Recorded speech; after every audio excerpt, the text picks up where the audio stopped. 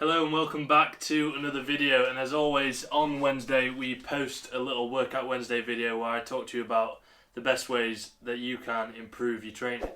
Now in today's video we're doing something a little bit special. We're going to be going through my fitness transformation video, and I'll try and describe to you the things I was doing at the time, the things I'd try and improve, and yeah, just going through the whole process. So it's going to be a bit like a reaction video, but I'll give you some little insights. Let's get going.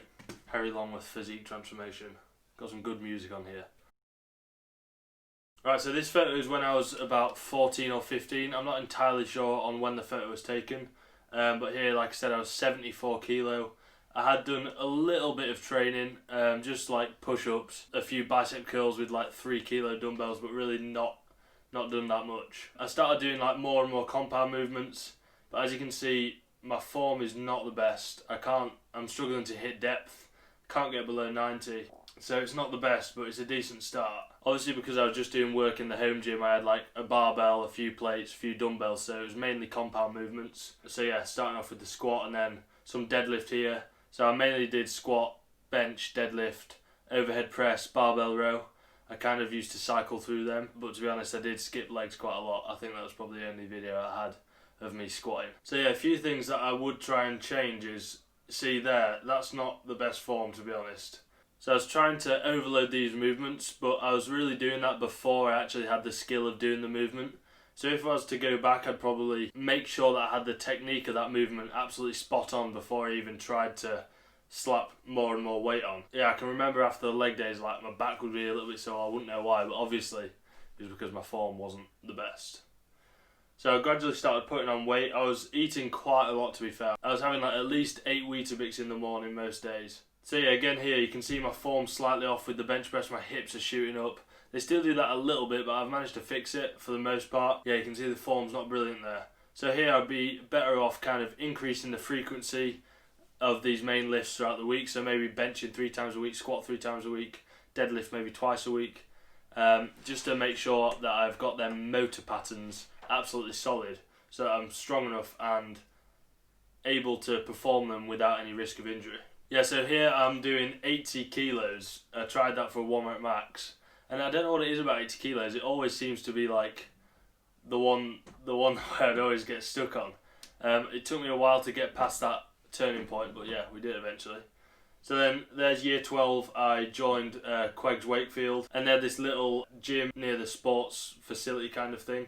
So I was training most lunches here, Monday to Friday, and then I'd occasionally go to either my home gym or the gym near me. This here is 130 kilo deadlift. This was quite a big PR for me. I think I got it for a set of 5. You can see my form's got a lot better now. I'm not jerking it as much. I'm managing to lock in my lats. But yeah, it's a lot better. I really enjoyed doing the barbell row. I think it's a great movement for upper back strength, and also lower back strength. If you're looking to build that deadlift, it might help you. I think that was a 80 or 90 kilo barbell row there. That book is just behind me now. I read this pretty prolifically. It's got some really good information in there, and I did my extended project on it. So that really helps me sort of gain knowledge for what I needed to be doing in the gym.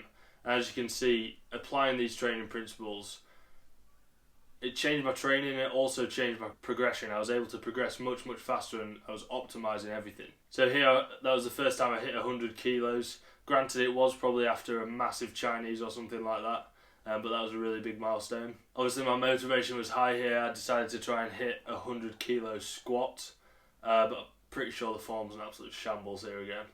Let's have a look. It's not bad. The first one wasn't awful. You can see I'm really rocketing down into the hole and bouncing out there. Yeah, that's not the best.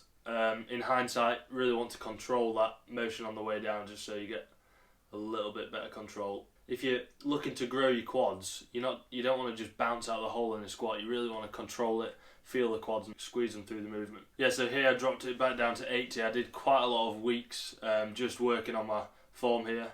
You can see it's still not the best, but it's definitely got a lot better since I first started. I'm managing to hit depth a lot better, which is a benefit. I've started bracing properly using the belt, which is where you sort of increase that internal abdominal pressure by sucking a big gust of air in.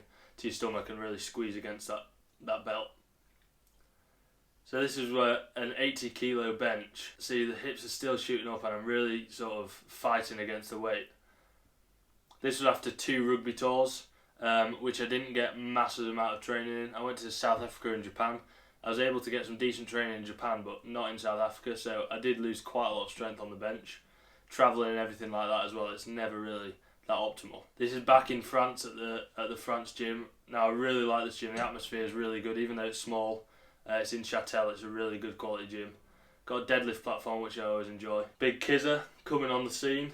Yeah, as you can see, my hips are sort of rising before my chest, so they're not rising simultaneously.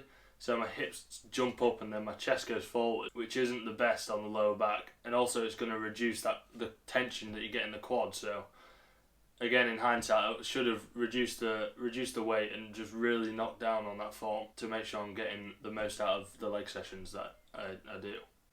Yeah, that's not the best. Once again here, I've decreased the weight. You can see my form gets a little bit better. I'm still going really, really deep. A couple of months after this, I've started going slightly higher in the squat because I found I was just bouncing out the hole, so it wasn't really beneficial. Deadlift was going well here. This is at Bawtry Gym. I started really training deadlift, making sure I did it probably twice a week. Make sure I get that frequency higher. It's going to really progress them lifts if you do it more often. I would be careful with deadlifting, doing it more than 2, maximum 3 times a week, depending on how good your recovery is.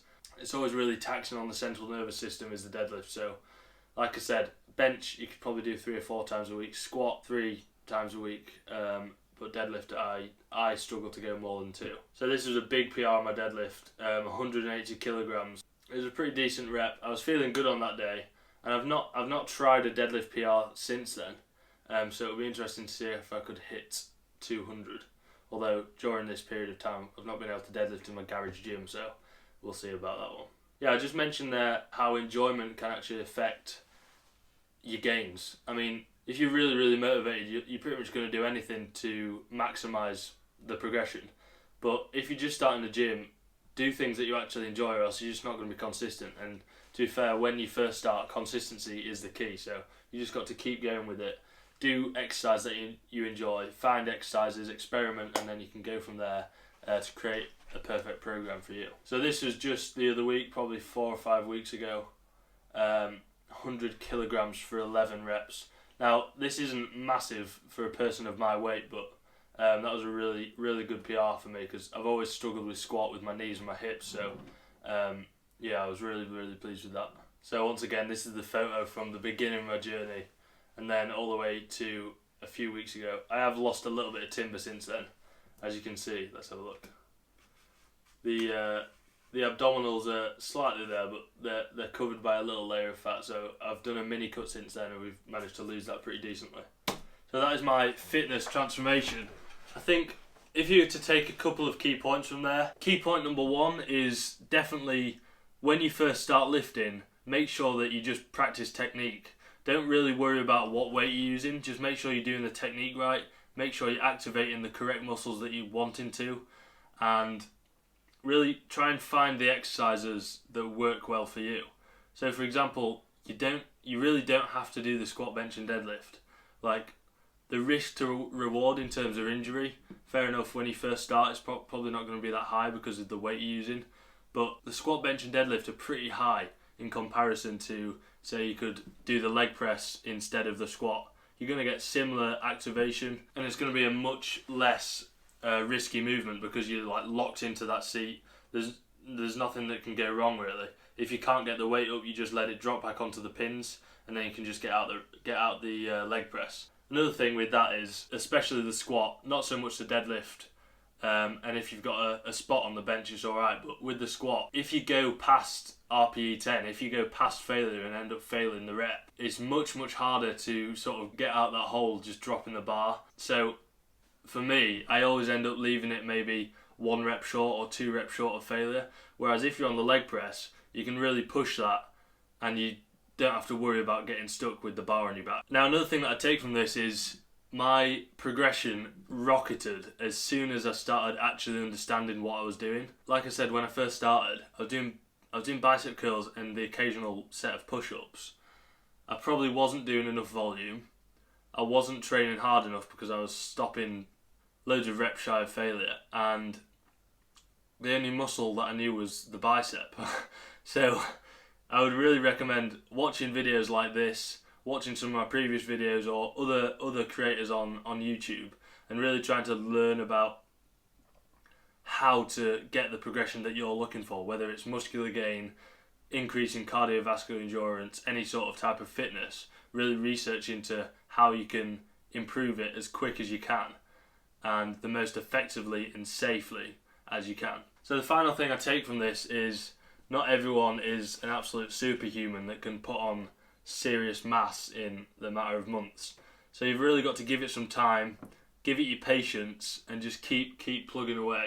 Like I said in the title here, 2018 to 2020, because that's when I had the actual dates of the recordings or photos that I was using.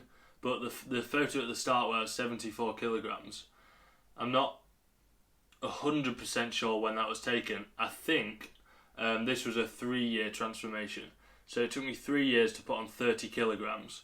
Granted, there was a little bit of fat put on there as well, but the majority was muscle, which is pretty good if you ask me. Like I'm pretty happy with that sort of progression.